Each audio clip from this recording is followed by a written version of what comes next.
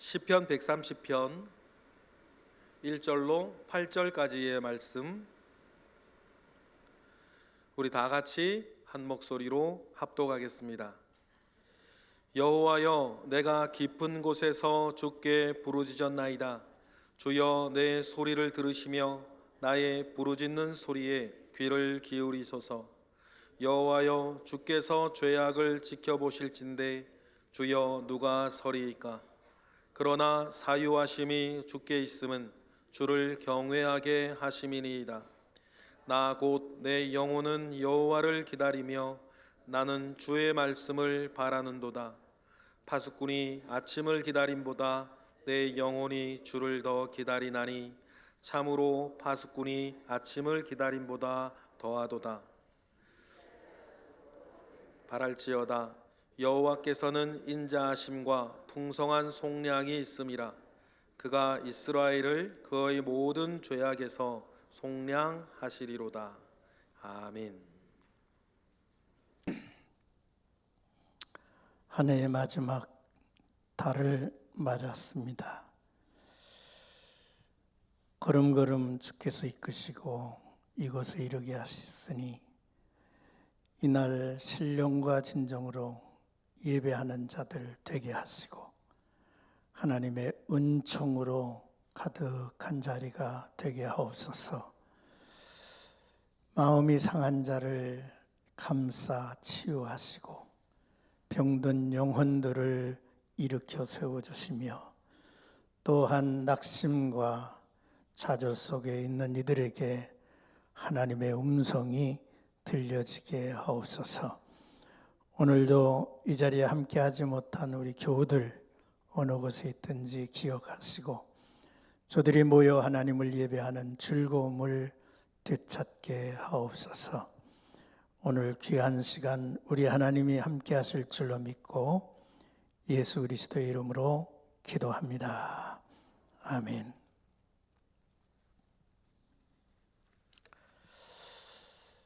우리는 지난 한 달을 감사라고 하는 주제로 11월을 보냈습니다.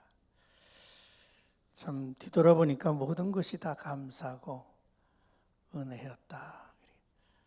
감사에 감사를 더하면 은혜가 쌓인다는 우리가 매 주일마다 불렀던 그 복음성가가 어쩌면 우리의 마음속에 그렇게 다가오는 찬양인지 몰랐습니다. 오늘도 예배하는 우리 모두가 감사에 감사를 더하고 은혜에 은혜를 쌓아가는 그러한 자리가 되었으면 좋겠습니다. 이제 12월의 주제는 기다림입니다. 성경을 보면 성경이 왜 그렇게 위대한가? 인류 창조의 기사로부터 시작해서 종말에까지 그 역사 속에 여전히 머무시고 함께 하시고 움직이시고 그 뜻을 이루어 가시는 우리 하나님의 모습이 그처럼 분명하고 확실하게 우리에게 전해주는 그런 책이 과연 어디에 있습니까? 그러니까 성경을 보면 어제의 이야기, 오늘의 이야기, 내일의 이야기가 이제 한결같이 이렇게 펼쳐 있으니 성경을 드는 손길마다 성경을 대하는 많은 성도들의 가슴이 이제 감동으로 이어질 수밖에 없는 것이고 하나님의 채취가 하나님의 입김이 느껴지는 것이니까 얼마나 소중합니까? 그런데 성경의 모든 것들이 성취됐는데 이제 마지막 하나가 남은 것이 아닌가 싶습니다. 그것은 예수께서 다시 오시겠다고 하는 약속입니다. 바로 재림의 신앙입니다. 결국 우리가 살아온 이제 역사를 뒤돌아보니까 참 이 역사가 하나님이 말씀하신 그대로 펼쳐지고 있다고 하는 사실을 우리에게 보여주고 또 느끼게 하죠. 그러므로 12월 달은 성탄절을 기념하고 성탄절 성육신 하신 예수의 탄생 임마누엘의 그러한 축하, 감사, 영광을 돌리는 것만이 아니라 다시 오실 주님을 사모하는 것이고 기다리는 것입니다. 여전히 우리가 사는 세상은 미완의 세상 아닙니까? 여전히 우리가 살고 있는 세상은 무엇인가 무척 부족하고 무척 모자라고 온전하지 못한 게 오늘 우리가 이제 거하고 있는, 머물고 있는 이 세상이라는 거죠. 그런데 이 세상을 이제는 온전하게 하실 약속하고 떠나신 예수께서 다시 오심에, 재림에, 기다림의 신앙 속에서 12월을 맞이하게 하셨다는 것입니다. 세상 만사가 하나같이 우리가 원하는 대로 움직여지지 않고 또 바라는 대로 만들어져 가지 아니하는 그런 모습을 우리가 느끼지 않습니까? 결국은 주님이 다시 오심으로 인해서 약속하신 대로 하나님의 나라가 펼쳐질 때에 진정한 하나님이 원하셨던 세계가 펼쳐지리라고 믿습니다. 성도들의 강력한 힘은 주 예수여 어서 오시옵소서 이 고백을 통해서 이루어집니다. 하나님이여 기다리십시오. 하나님이여 너무 서둘지 마십시오. 내가 이 세상에서 머무는 동안 행할 거 행하고 이룰 거 이루고, 그러한 신앙으로는 참된 신앙, 능력 있는 신앙을 펼쳐갈 수가 없어요. 재림의 신앙, 다시 오실 주님을 사모하는 신앙이어야지 우리들이 세상을 살아가는데 강력한 힘을, 선한 능력을 유지하게 되리라고 믿습니다. 우리 한번 받아보실까요? 기다림의 계절, 기다림의 계절, 주 예수여 어서 오시옵소서. 할렐루야. 저는 지난 한 주간, 지난 주일에 우리 그 장로님들과 우리 최은영 목사님이 저를 불러놓고 같이 예배를 드리고 또 저를 위해서 기도를 해 주었습니다. 참 고마웠어요. 장로님들이 나를 위해서 모여서 예배를 드린다? 기억이 없어. 50년 지난 후에도 기억이 없어. 그런 때가 있었나. 그런데 지난 주일에 그렇게 예배를 드리니까 너무 좋은 거야. 참 감사하고. 그리고 또 우리 최윤용 목사님의 메시지가 아주 참 은혜로운 거예요. 7회 광선이 떠올라서 이 땅을 치료하는 거야. 역사를 치료하는 거야. 그리고 또 외양간에서 막 짐승들이 기뻐 뛰놀고 그런 메시지를 이제 주어서 너무 고마웠어요. 너무 감사하고. 여러분, 그렇습니다. 이번에 이제 1월달, 2월달 생명의 생가 표지를 보면 여러분들이 많은 생각을 하게 될 것입니다.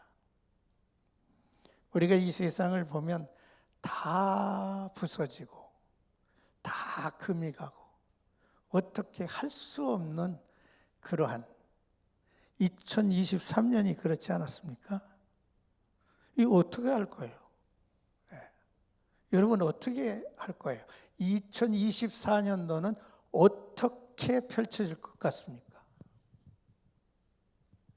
어디 무슨 뭐 희망과 조짐이 보입니까? 참 심각해요.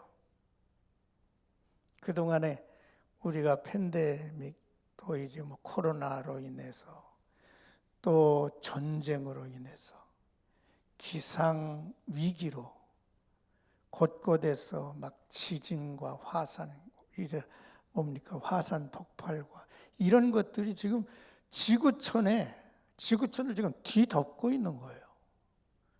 이제는 한두 사람이 죽어가는 것은요, 그렇게 큰 일이 아니에요. 이러한 한 해를 지금 우리가 마무리하고 있는데, 과연 24년은 어떻게 될까요? 어떻게 되어야 합니까? 정말로 하나님이 움직여 주시지 않으면, 하나님이 개입해 주시지 아니하면 이 지구촌이 회복될 수가 없어요. 이 망가진 것을 어떻게 하겠습니까? 미국이 세계의 경찰 국가로서 좌지우지할 수 있습니까? 누구를 믿고 발을 뻗고 우리가 쉼을 얻을 수 있겠느냐고요. 심각해요. 정말로 하나님이 2000년 전에 성육신 하신 그 예수께서 정말로 우리 가운데 새롭게 역사하시는 무언가가 보이지 아니하면 다음 해를 어떻게 맞이하시겠느냐고. 참으로 하나님의 은혜가 사모되는 거죠. 간절하게 하나님을 구할 수밖에 없는 그러한 시대가 아닌가 싶습니다. 여러분, 오늘 본문의 말씀을 통해서 세 가지 얘기하려고 그래요. 첫째는 누구에게나 찾아오는 인간의 깊은 수렁이라는 거예요. 너나 할 것 없이 어떤 이는 젊었을 때, 어떤 이는 노년 때, 어떤 이는 어린아이 때, 모든 사람에게 이 절망이라고 하는 깊은 수렁이 있다고 하는 것입니다. 이 깊은 수렁 속에서는요, 내가 할 수 있는 것이 아무것도 없더라는 거예요. 내 힘으로 할 수 있는 거, 아니, 내가 움직이면 움직일수록 수렁에 빠져들어가는 그러한 상황들이 인생에 너나 할 것 없이 있다고 하는 사실이죠. 우리가 스스로를 믿고 교만하고 스스로의 힘과 능력으로 이루었다 하고 이룰 것이라고 하고 그렇게 언제까지 살아가실 겁니까? 언제까지 살아갈 수 있다고 생각을 하십니까? 하나님이 멈추라 하시면 어떻게 하시겠습니까? 하나님이 끝내라 하시면 어떻게 하겠습니까? 그것은 우리가 좌지우지할 일이 아니라는 거예요. 그래서 우리는 항상 여호와를 경외하라, 여호와를 경외하라는 거예요. 하나님은 우리에게 기회를 주시지만은 그 기회를 기회로 알고 이루어가는 사람의 복이에요. 아담과 하와를 지으셨는데 얼마나 위대하게 지으셨죠? 얼마나 위대하게 사람을 지으셨어요. 하나의 표현만 보더라도 알 수 있지 않겠습니까? 내가 내 형상대로, 내 모양대로 내 너를 지으리라 했어요. 끝났지 않습니까? 더 이상 무엇을 바래요? 하나님의 형상대로, 하나님의 모양대로 지었다는 거예요. 하나님 닮았다는 거예요. 하나님하고 모양새가 같다는 거예요. 이렇게 지어놓으시고 하나님이 얼마나 좋아하셨습니까? 만물을 먼저 지으신 것은요, 만물을 지으신 것은 마지막에 사람을 지으시고 그 사람에게 맡겨주실 거, 그 사람에게 베푸실 것을 미리 창조하신 것이지, 창조 속의 사람을 그 속에 하나의 어떤 피조물을 만들려고 만든 게 아니에요. 사람에게 주시기 위해서 우주 만물을 지으신 거죠. 그 이상 어떻게 더 이상 구할 게 뭐였어요? 위대한 존재죠. 에덴 동산에 아담과 하와를 지으시고요. 그리고서 이 에덴이 에덴되게 하고 이 에덴이 하나님의 아름다운 나라가 되어서 너희 목으로 살으라고, 그러한 축복을 하시면서 거기다가 선악과라고 하는 나무를 지정해 주십니다.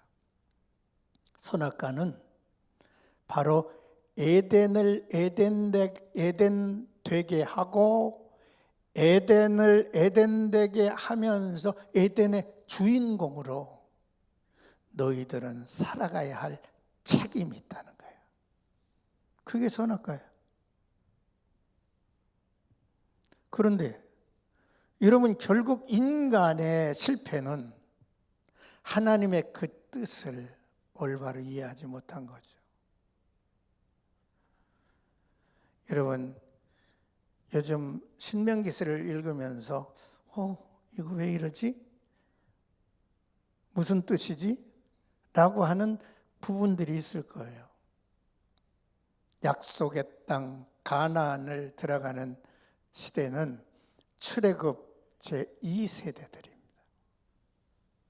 약속의 땅. 1세들이 온갖 실패한 모든 것들을 2세대들에게 다 교훈으로 가르쳐 주시고, 이렇게 되었으니 너희는 이렇게 되라고 하는 그러한 놀라운 메시지가 전해지지 않습니까? 그리고서 이 제2세대에게 모세가 이렇게 쫙 세 편의 설교로 신명기서를 엮은 것은 한 가지 뜻이 있습니다. 그것이 뭐냐면, 이제 너희가 이 가나안에 들어가면 가나안의 주인공으로 보내진 거야. 주인공으로 보내졌으니까 이 가나안을 가나안답게 만드는 것은 너희들의 책임이야. 가나안을 가나안답게 하기 위해서는 여호와의 모든 명령을 마음을 다하여 뜻을 다하여 행하는 거야. 그리고 여호와를 내 하나님으로 인정하는 거야.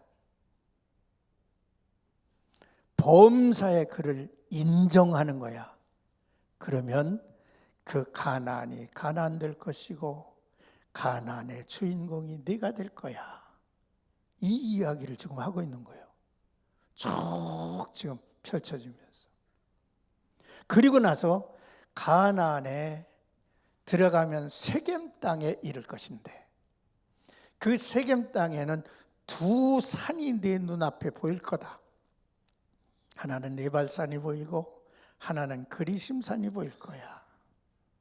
그런데 보면 그 두 산이 전혀 그 외모양이 달라. 에발산은 민둥산이요. 나무가 저쪽에 한 그루 저쪽에 한 그루 그렇게밖에 안 보여. 그런데 그리심산은 아주 초목으로 우거졌어. 에발산에서 6지파, 그리심산에서 6지파를 나누어 서게 하고 거기서 저주와 축복을 선언하라고 그랬어. 여러분, 제가 그 말씀을 이렇게 보면서 이것이 가나안 땅의 선악과로구나 라고 하는 것으로 묵상을 했어요. 근데 보십시오. 너희가 그곳에 가거든 에발산에다가 돌비를 세우래. 돌비를 세우고 거기다가 하나님의 계명을 쫙 이렇게 새기래. 그 돌비를 새겨놓고 에발산에다가 옮겨놓는 거예요. 에발산에다가 돌비를 세우는 거예요. 십계명을. 아니지. 이 십계명은 그리심산에 세우면 좋지 않겠어? 왜냐하면 여기가 축복 선언하는 거니까. 그런데 하나님은 그 계명의 돌비를 저주의 산인 에발산에다 세웠어요. 그런데요, 그 에발산에 세운 그 돌비에 그 앞에다가 제단을 건축하게 했어요. 그래서 다듬지 않는 돌로 제단을 거기다가 쫙 쌓게 했어요. 돌비와 제단이 딱 이루어졌어요. 그리고 나서 하나님은 이곳에서 너희가 번제를 드려라, 희생 제물을 드리라는 거예요. 죄 사함의 축복을 저들에게 베푸시고자 하는 하나님의 은혜예요. 율법이 아니고서는 죄가 죄인 줄 몰라. 그래서 율법은요, 그 율법의 목적은 죄를 죄되게 하는 거예요. 그러니까 율법이 그리심산에 있을 필요가 없어. 저주의 땅, 저주의 산 에발산에 있어야 돼. 에발산에서 인간의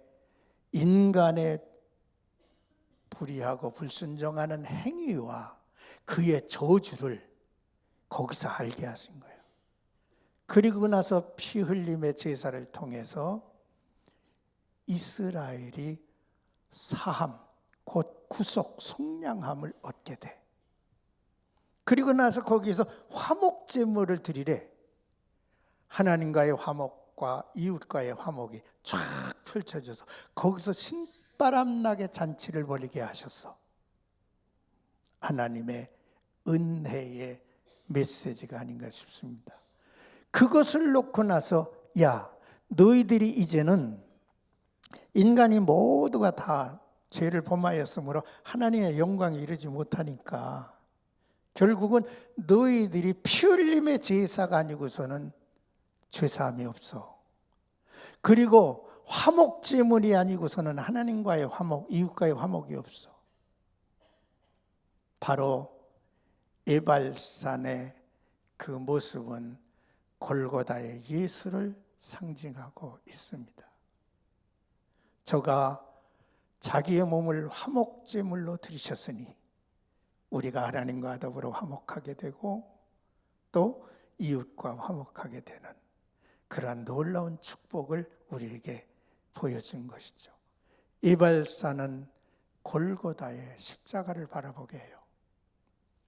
그리심산은 부활하신 예수의 부활산을 상징하고 있는 것입니다. 그러므로 여러분, 참으로 우리가 이 세상을 살면서 필요한 것은 이 세상에 모든 사람에게 기회를 주지만 그 기회는 기회로 알고 또한 그 기회를 하나님의 말씀에 따라서 그 기회를 만들어가는 사람의 목이요, 또한 그들이 그 현장의 주인공이 될 수 있다고 하는 사실입니다. 멋지지 않습니까? 하나님의 설계가, 하나님의 이야기가 이렇게 기가 막히게 펼쳐지고 있는 거예요. 2024년도가 정말로 우리에게는 하나의 기회일 수 있습니다. 그 기회를 어떻게 할 것이냐는 거예요. 가나안을 가나안답게 할 수 있을까? 에덴을 에덴답게 할 수 있을까? 그것은 우리의 마음과 자세와 헌신에 달려 있는 것입니다. 여러분, 오늘 제가 이 본문의 말씀을 통해서 첫 번째로 지적하고 싶은 게 12장 130편 1절입니다. 여호와여 내가 깊은 곳에서 주께 부르짖나이다. 여러분 성경에 놓고 보면 깊은 곳은요, 깊은 수렁을 의미하고 있습니다. 그래서 이스라엘의 모든 역사를 놓고 보면 그들이 정말로 어찌할 수 없는 절망과 좌절에 빠져 있을 때에 깊은 물에 빠졌다든지 깊은 수렁에 빠졌다든지 깊은 곳에 빠졌다든지 이런 표현을 해요. 그렇습니다. 여러분 다윗도 깊은 수렁에 빠져 있었고 많은 사람들이 이 수렁에 빠졌던 경험들을 얘기하고 있어요. 뿐만 아니라 요나도 고기 뱃속에서 하나님 앞에 기도하면서 내가 깊은 물에 빠졌다고 얘기해요. 그렇습니다. 이러한 인간의 삶 속에서 그가 지금 어느 시대에 있든지 그것은 문제가 되지 않아요. 젊었든지 어렸을 때든지 늙었다든지 이게 이제 문제가 아니에요. 아까도 말씀을 드렸지만 하나님이 멈추라 하시면 멈출 수밖에 없는 게 인생이야. 하나님이 끝내라 할 때 끝낼 수밖에 없는 게 인간이에요. 그래서 그러한 상황이라고 하는 것을 우리가 인간사 살아가면서 이런 것들을 느낄 수밖에 없는 그런 순간순간들이 있을 건데 시편 130편은 이스라엘의 역사 중에서 제일 절망적인 포로 생활에서 만들어진 시편이에요. 그 아름다웠던 하나님과의 언약, 하나님이 약속해 줬던 땅 다 날아가 버렸어. 조상도 아무런 의미도 없어. 그리고 그들이 그렇게 소중하게 여겼던 시온과 예루살렘 성전과 하나님의 영광과 임재를 누렸던 예배도 다 사라져 버렸어. 몸뚱아리만 노예가 돼서 포로가 돼서 끌려가는 거예요. 그것도 가까운 수백 리 길이 아니라 수천 년, 수천 길을 가야 하는 그러한 바벨론의 아수르의 온 세계 유대인들이 디아스포라, 나그네와 같은 행 같은 존재로 흩어져 버리고 말았어요. 저들에게 무슨 희망이 있습니까? 무엇을 할 수 있습니까? 저들이 할 수 있는 거 아무것도 없는 거예요. 누가 도와줄 수도 없어.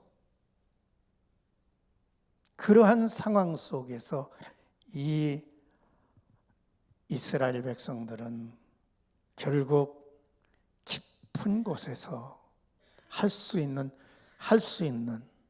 두 번째 주제입니다.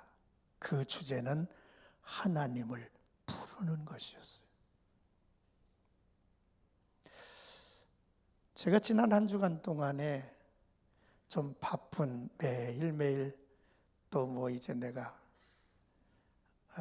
가서 치유받아야 할 부분도 있고 시간이 굉장히 이제 이렇게 타이트하게 그렇게 보냈죠. 근데 그 순간에도 여러 사람들이 저한테 전화를 해왔어요. 어떤 이는 목사님 제가 죽을 뻔했습니다. 너무너무 괴롭고 고통스러운 병원에서 이제 완전히 손을 다 놔버렸어요. 그런 이제 한 분이 저한테 전화를 걸면서 제가 같이 기도를 해주며 그런 생각을 했습니다. 고린도 후서 1장에 보면 우리에게 많은 고난이 찾아왔는데 그 많은 고난이 하나님의 많은 위로로 연결이 돼. 그래서 하나님이 받은 위로로서 세상에 있는 고난받은 자를 위로하게 하시는도다 라고 말씀을 합니다. 사람이 경험한 것이라고 하는 것이 얼마나 중요한지 몰라. 내가 아팠을 때에 다른 사람의 아픔도 이해할 수가 있고, 내가 가난해 보니까 가난한 사람의 가난을 이해할 수가 있어. 내가 소외되고 내가 무시당해 보니까 소외당하고 무시당하는 사람이 보여지는 거예요. 그래서 그들을 위해서 기도하고 또 그들의 이름을 하나하나씩 호명하면서 하나님 앞에 아뢰는 그런 시간들을 가질 수 있었습니다. 그런데 어떤 분이 저한테 이런 얘기를 해요. 목사님, 제가요 믿음이라는 게 하나도 없는 것 같아요. 도대체 믿음이 뭔지를 모르겠어요. 내가 어저께 전에까지는 내가 믿음 있는 사람으로 여겼는데, 내가 오늘 이러한 상황에 처하니까 내가 가지고 있는 믿음이 아무리 보이지를 않는다는 거예요.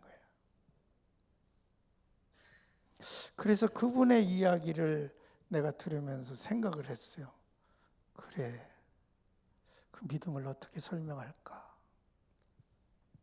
보이는 믿음이 뭘까? 여러분, 믿음을 설명하기가 쉽지 않잖아요. 우리가 믿는 대상 예수 그리스도고 그것을 하신 그가 이루신 일을 또 얘기하고 이것을 내 마음에 받아들이고 이런 여러 설명이 있지만은 우리의 일상에서 믿음의 표현이 뭘까라는 거예요. 그것은 다른 게 아니더라고. 따라하십시다. 내 이름을 부르는 자마다 구원을 얻으리라. 그분의 여호와의 이름을 부르는 거더라고. 그래서 내가 그분에게 그런 얘기를 했어요. 믿음 없다, 믿음 사라졌다, 그런 얘기 하지 말고 당신의 입에서 여호와의 이름을 부르세요. 나의 아버지, 나의 하나님, 부르세요. 여러분, 하나님을 아버지라고 부를 수 있다고 하는 것이 얼마나 큰 축복입니까?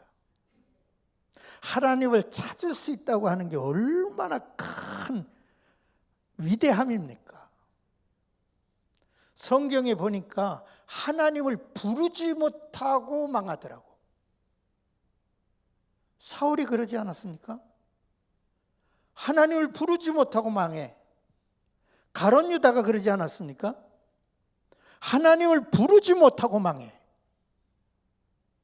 그런데 삐끗해서 헛발디딘 베드로는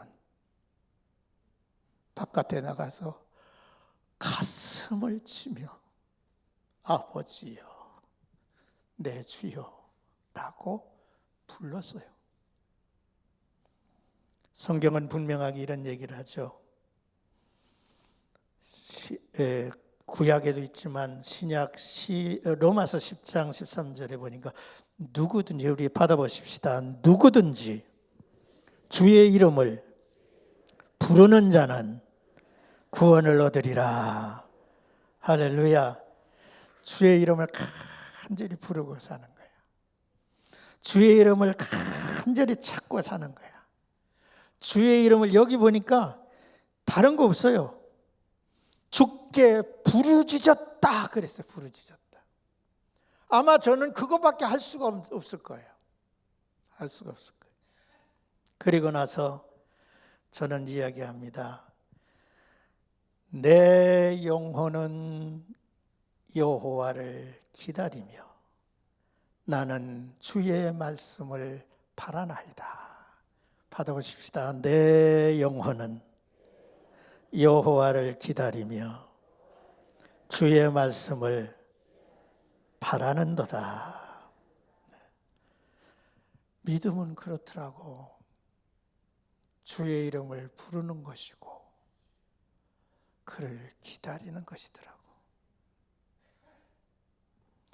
하박국은 세상이 엉터리로 돌아가는 것에 답답해서 성리에 올라가서 어느 때까지니까 하고 탄식을 했죠. 그랬더니 하나님께서 이런 말씀을 하십니다. 정한 때가 있나니 그 종말이 속히 이르겠고 결코 거짓되지 아니하리라. 비록 더딜지라도 받아보십시다. 기다리라. 지체되지 않고 반드시 응하리라. 할렐루야. 자, 이제 끝으로 세 번째 주제가 오늘 시편 130편 7절, 8절에 기록되고 있습니다. 여호와께서는 인자하심과 풍성한 속량이 있음이라. 그의 모든 죄악에서 속량하시리로다. 할렐루야.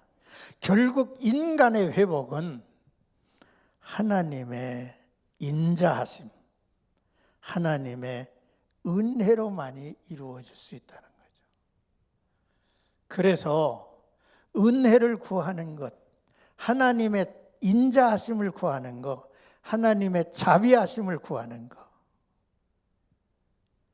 그것이 바로 모든 문제의 해결이라는 거죠. 제가 이제 하나님 앞에 기도하면서 평생 제가 참 건강하게 80은 아직 안 됐지만 이번에 이번에 본 나이라고 그러나? 뭐라 그러지 그거? 만 나이로 해가지고 내가 2살이 내려갔어요. 80을 살지 못했지만은 80까지 이제 살면서 참 돌이켜보니까 참 감사한 게 너무 많은 거야. 하나님께로부터 받지 못한 은혜가 없어. 다 받았더라고. 그러니까 지금 이제 하나님이 날 데려가신다고 해도요, 하나도 후회될 게 없어요. 왜냐하면 받은 바 은혜가요, 너무 큰 거예요. 너무 큰 거예요. 난들 왜 고난이 없었겠고, 난들 왜 탄식과 눈물과 하소연이 없었겠어요. 그런데 뒤돌아보니까 모든 것이 은혜예요. 하나님이 내게 줄 것 다 줬어. 그런데 내가 이제 기도를 해야 되는데 기도를 하려고 하니까 구할 게 없네. 이거 구하면 욕심 같고 저거 구하자 그러면 욕심 같아. 주여, 나에게 앞으로 15, 히스기야인가? 히스기야처럼 쭉 15년만 더 살게 해주십시오. 기도를 이제 그렇게 하면 안 될까? 하고 기도하려고 하다 보니까 15년 살아서 뭐 할래? 그러니까 가만히 생각해 보니까요, 구할 게 아무것도 없는 거야.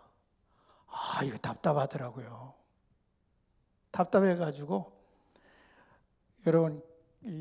여러분들도 한번 그 병원에 가서 뭐 페트 사진이든지 뭐 찍으려면 굴 같은 데 쑥 들어가잖아요. 거기 들어가가지고 뭘 구할까 생각을 해봤는데요, 기도할 게 없는 거야. 그래가지고 이제 거기서 그럼 남을 위해서 기도해야 되겠다. 그리고서 그냥 여러 사람들 이름 쭉 호명하면서 기도를 하는데 거기에 들어 누우면서 얼마나 편안한지 여기서 푹 잤으면 좋겠다는 생각이 들고요. 그런 느낌이 제게 있더라고요. 그래서 어떤 목사님이 저한테 전화를 걸어가지고 목사님 요즘 굉장히 힘드시죠? 그러더라는 거예요. 아니, 힘들지 않아. 그런데 말이야, 내가 기도를 하려니까 뭘 구해야 될지 모르겠어. 어떻게 하면 좋겠어? 하고 내가 내 후배 목사한테 얘기를 했어요. 그랬더니 예? 구할 게 없어요? 그러는 거예요. 그래, 구할 게 없어. 뭘 구할지 모르겠어. 그랬더니 내가 받은 응답이 있대. 요대로 하래. 그 양반이 요즘 말씀을 묵상하다가 받은 게 있어요. 그의 인자하심과 그의 자비로우심이, 그가 예배를 정말 은혜롭게 드리려고 무척 애를 쓰는 목사예요. 그런데 예배학을 연구하고 예배를 드리면서 하나님의 인자하심이 이 예배의 공간을 가득 채워주시기를 소망하고 그걸 지금 묵상하고 있었을 때요. 그래서 날 보고 하는 얘기가, 목사님, 구할 게 없으면 그냥 인자하심을 구하십시오. 그래서 내가 그 이야기를 듣고 나서 그렇구나. 하나님의 인자하심. 거기에는 내 무슨 요구나 뜻인가 목적 이런 거 없어. 하나님의 자비로우심이, 하나님의 인자하심이 가득하기를 원해요. 하나님이 움직여 주셔야 할 줄로 믿습니다. 이 땅을 고쳐주시기 위해서, 대한민국을 고쳐주시기 위해서, 이 지구촌 금이 갈라져도 회복할 수 없도록 갈라져 버린 이 지구촌을 살리기 위해서 하나님의 은총과 하나님의 자비가 필요한 거예요. 하나님의 은혜가 필요한 거야. 여기서 보면 모든 죄악에서 속량하시리로다 라고 하는 말은 내가 해야 된다라고 하는 의미예요. 하나님이 하셔야 될 줄로 믿습니다. 오늘의 말씀을 통해서 첫째는 모든 인간에게는 깊은 수렁이라는 것이 찾아올 수 있다는 것. 인간이 할 수 있는 두 번째 길이 있다는 것은 하나님을 부르는 것이다. 하나님을 간절히 찾고 부르고 기다리는 것이다. 마지막 세 번째로는 인간의 모든 문제는 하나님의 은혜로, 그의 인자하심과 그의 용서하심과 그의 속량하심이 우리 모든 사람들을 덮을 때에 그곳에서 하나님의 선하신 능력과 회복과 치유의 역사가 일어날 줄로 믿습니다. 그러한 은총이 12월을 맞이하고 새로운 불안한 두려운 한 해를 바라보고 맞이해야 할 나와 여러분들에게 이 기다리는 자의 찬양이 우리들의 심령에도 담겨지기를 주님의 이름으로 축복합니다. 기도하겠습니다. 고맙고 감사하신 우리 주님, 오늘도 이 귀한 자리에 저희들이 모였습니다. 사랑하는 교우들이 다시 오실 주님을 바라보며 사모하는 자리가 되게 하시고, 또한 사랑하는 성도들이 이 기다림의 계절에 주 강림을 간절히 바라며 그분의 자비하심과 인자하심과 긍휼하심을 통해서 치유되고 회복되는 놀라운 역사가 있게 하옵소서. 예수님의 이름으로 기도합니다. 아멘.